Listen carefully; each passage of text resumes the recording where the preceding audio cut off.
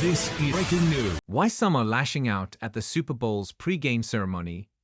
More than a century after the NAACP adopted Lift Every Voice and Sing as the Black national anthem, the song has sparked social media-fueled backlash in the lead-up to Sunday's Super Bowl in New Orleans.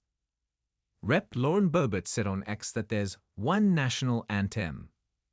Another critic called the song, which speaks to resiliency and the prospect of better days for an oppressed people, a black supremacy song.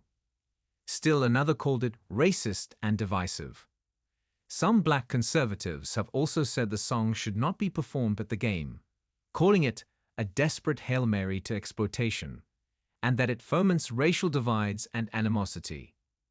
This will be the fifth consecutive Super Bowl to feature the song in the pre-game ceremony, each time seeming to draw disagreement about whether it is appropriate. This year, its performance by Ledisi comes amid increasing rejections of antiracism messaging and diversity, equity, and inclusion efforts in many facets of American life, from sports to corporate boardrooms to the federal government.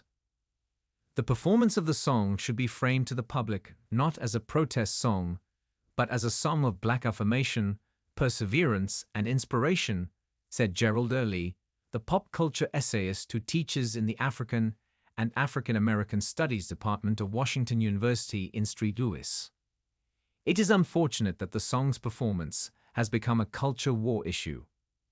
There was a similar outcry last year when Audra Day performed the legendary song before the NFL's ultimate game.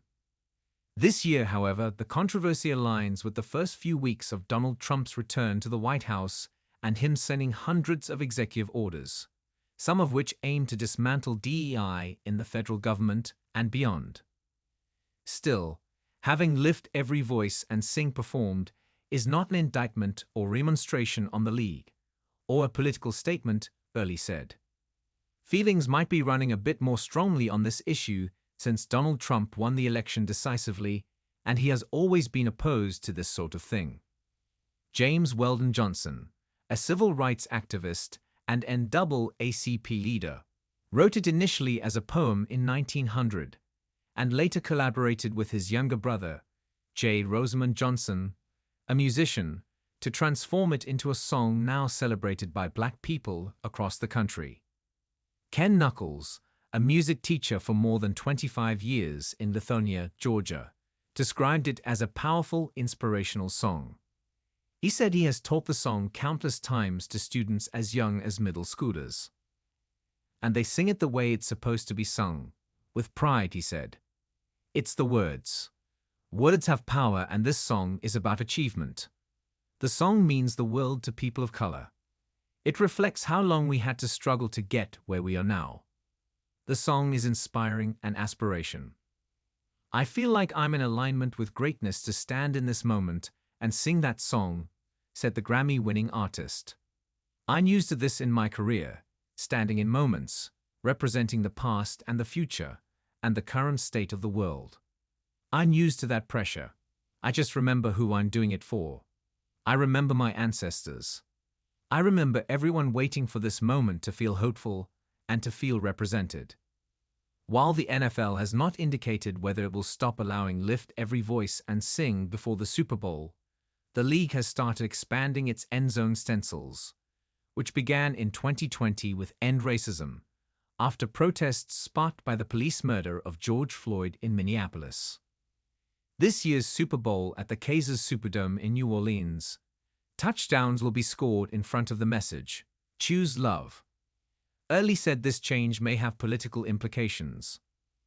The problem the NFL is facing is that once you begin to advertise socially conscious messages, you offend people who don't want to be preached to while watching sports, he added. They go to sports to escape politics, not to get more of it. Trump, who will attend Sunday's game, is pushing corporations to end DEI programs, with many conservatives backing his play. NFL Commissioner Roger Goodell said this week that DEI policies have improved the league, and that the organization remains committed to it. Early emphasized that black players make up about 53% of the athletes in a league that was integrated in 1946. A recent Associated Press survey of 65 black NFL players indicated many are disappointed that 11 franchises had never hired a black coach.